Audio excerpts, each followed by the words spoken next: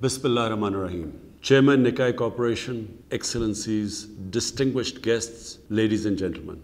I'm honored to speak to you at the 26th Conference on the Future of Asia. Asia is home to half of the world's population. Asia's future is the world's future. This is where the most dynamic economic growth, social change, technological advances, and human development have taken place in the last 50 years. This is where the course of history will be decided in the 21st century. Today, Asia and the world are at an important juncture. We confront unprecedented challenges, but we also have exciting opportunities to advance progress and prosperity. Our first priority at present is to confront and conquer the COVID-19 pandemic. This virus has created the worst global health, economic, and social crisis in the past 100 years. It has infected hundreds of millions, killed over 3 million people, reversed economic growth, enlarged poverty, and worst of all, created huge unemployment. Unless fully contained, it could create social chaos and threaten peace and security in Asia and elsewhere in the world. No one will be safe, unfortunately, until everyone is safe. We must act collectively to ensure that the COVID vaccines are made available to everyone, everywhere, and as soon as possible. The vaccines supply and distribution must be immediately expanded. Patent rights waived. Production ramped up, including in the developing world, and the COVAX facility fully extended and funded. The virus has had the most severe impact on the poorest countries, but not just the poorest countries, the poor in all the countries. It is essential to provide low-income countries and others in financial distress with fiscal space and liquidity to respond to the impact of the pandemic and revive economic growth and preserve social stability. I had proposed a 5-point agenda for debt relief, SDR creation and reallocation, larger concessional finance, fulfillment of climate finance commitments, and an end to illicit financial flows from developing countries. I'm gratified that consensus is evolving on these essential actions already. I welcome the extension of G20's debt suspension initiative, the agreement to create $650 billion in new SDRs, to expend IDA funding, and to expand emergency support programs for the multilateral development banks. The recommendations of the FACT-I panel on illicit financial flows must also be implemented. To ensure rapid recovery, we in Asia and elsewhere must keep economies open, revive disrupted supply chains, and resist protection temptation. If Asian and other countries are to achieve the Sustainable Development Goals by 2030 and net zero carbon emissions by 2050, we will need to invest massively in new and sustainable infrastructure, energy, transportation, housing, agriculture, and industry. Both public and private investment should be mobilized to this end. The less developed countries must be helped to prepare a pipeline of sustainable infrastructure projects. To attract private investment, such projects will need to be de-risked through blended finance and investment guarantees and incentives. We must also continue to mobilize science and technology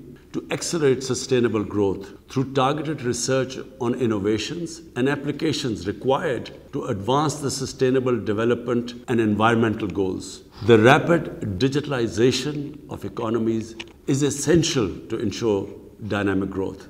The digital divide between advanced economies, where 87% of people are online, and the poorest countries, where only 19% have internet access, must be bridged. Otherwise, the divergence in growth trajectory of advanced and developing economies will widen further. This will require expanded investment in digital hardware and software. Resilient and dynamic economic growth, particularly in Asia, depends significantly on greater integration and physical connectivity.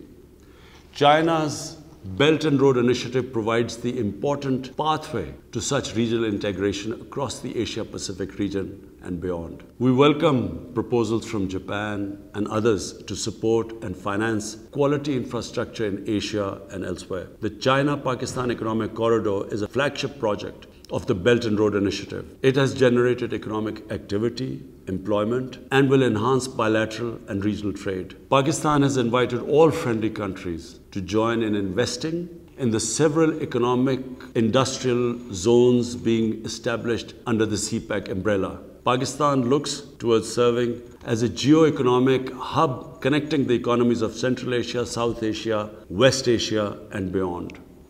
These sub-regions are the areas which possess greatest potential for dynamic new growth to Asia. This potential cannot be fully unleashed until we resolve the outstanding conflicts and disputes in this region. Pakistan has actively supported the peace process in Afghanistan. As foreign forces withdraw from Afghanistan, it is imperative to redouble efforts to promote the peace process between the Afghan parties. As I have said over the years, there is no military solution to the conflict.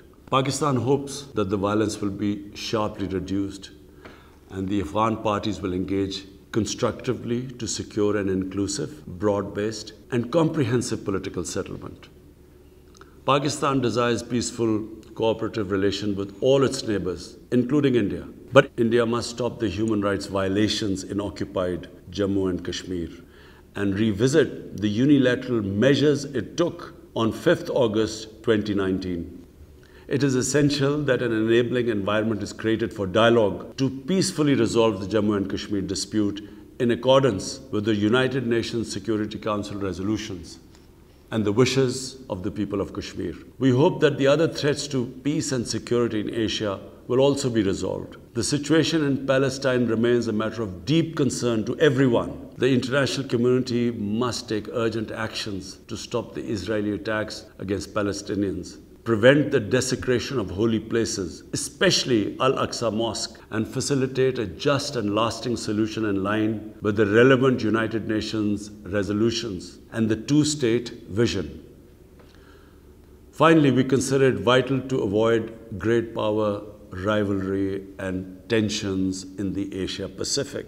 There is ample room in Asia for economic, trade and investment participation of all states. Yet Asia must not become the theatre of tensions induced from without or within. The differences and disputes in Asia require Asian solutions on the basis of Asian values and interests. The Asia-Pacific, including the Indian Ocean, should become a zone of peace, an area of expanding cooperation and prosperity through strict adherence to the principles of the UN Charter and the Bandung principles of peaceful coexistence. I thank you.